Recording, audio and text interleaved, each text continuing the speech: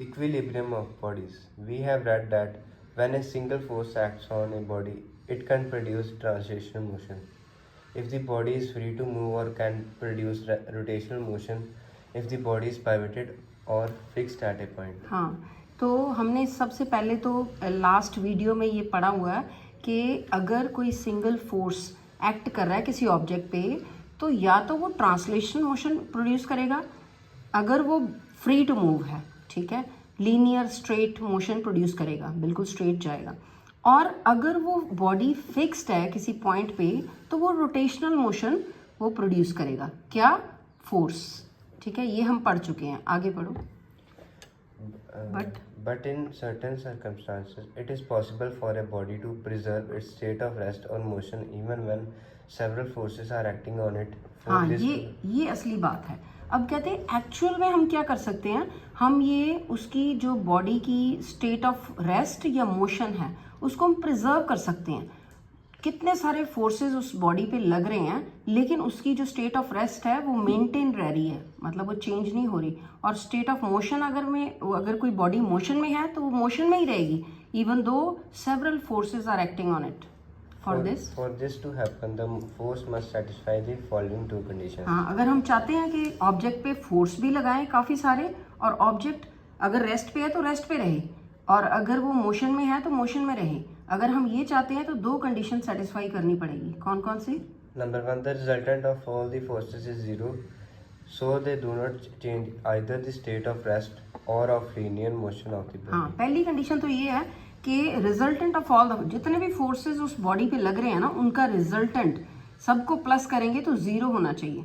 तो फिर उसी केस में अगर स्टेट ऑफ रेस्ट में है बॉडी तो रेस्ट में ही रहेगी, अगर मोशन में है तो मोशन में रहेगी। Second, Number 2, the algebraic sum of moments of all the forces about the fixed point is zero, so they do not change the rotational state of the body. हाँ, तो algebraic sum of moments of all the forces, जितने भी forces उस body पे object पे लग रहे हैं उन सबको अगर सम टोटल उनका अल्जेब्रिक सम करें तो जीरो आए फिक्स्ड पॉइंट पे, ठीक है। They do not change the rotational, फिर रोटेशनल स्टेट ऑफ बॉडी को वो चेंज नहीं करेंगे।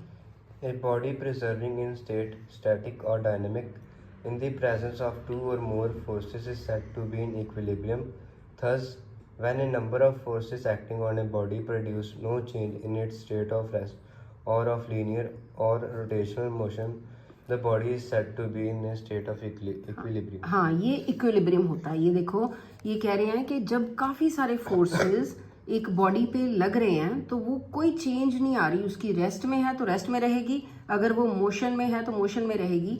तो इसी को क्या कहते हैं? स्टेट ऑफ इक्विलिब्रियम, कि बॉडी के ऊपर कोई फोर्स असर नहीं कर रहा, काफ़ी सारे फोर्सेस लग रहे हैं, अगर वो रेस्ट में है तो रेस्ट में ही रहेगी, अगर वो मोशन में है तो मोशन में। इसको इक्विलिब्रियम कहते हैं, काइंड्स ऑफ इक्विलिब्रियम। स्टैटिक मतलब होता है कि रेस्ट पे अगर बॉडी, और डायनामिक होता है वो अगर मूव कर रही है। तो स्टैटिक इक्विलिब्रियम पढ़ो।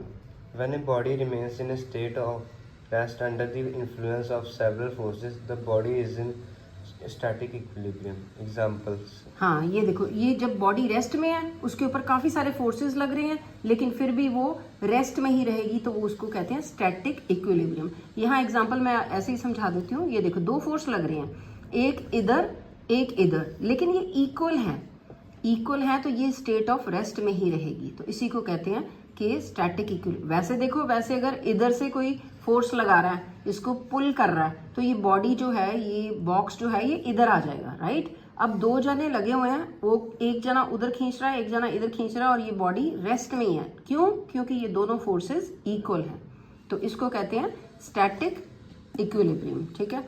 अब कर लो नेक्स्ट, डायनामिक।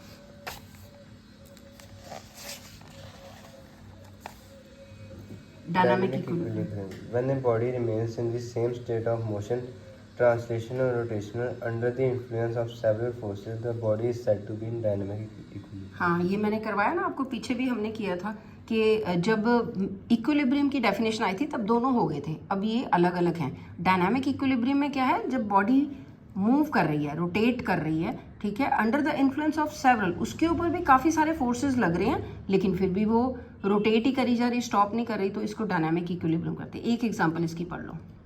Example. ये वाली पढ़ लो, Number 2. Aeroplane. An aeroplane moves at a constant height when upward lift on it balances its weight downwards. तो इसमें एरोप्लेन जब कांस्टेंट हाइट पे मूव कर रहा है, कांस्टेंट हाइट मतलब एक ही हाइट पे मूव करी जा रहा है, ऊपर नीचे नहीं जा रहा, तो क्या हो रहा है, when upward lift on it, जो उसके ऊपर अपवर्ड लिफ्ट हो रही है वो बैलेंस किसके साथ हो रही है, उसके वेट के साथ। तो ये दोनों इक्वल एंड अपोजिट लग रहे हैं फोर्सेस, और वो कांस्टेंट ही एक ही जो प्लेस पे उड़ रहा है।